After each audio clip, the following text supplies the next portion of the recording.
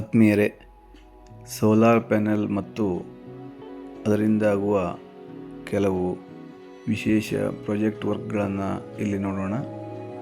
Renewable energy, ಪುನರ್ನವೀಕರಿಸಬಹುದಾದ ಶಕ್ತಿಯ ಮೂಲವಾಗಿ ಈ ಒಂದು ಸೋಲಾರ್ ಚಟುವಟಿಕೆ. ಸೋಲಾರ್ ಪ್ಯಾನೆಲ್ ಮೂಲಕ ವಿದ್ಯುತ್ ಶಕ್ತಿಯನ್ನು ಪಡೆಯುವುದು.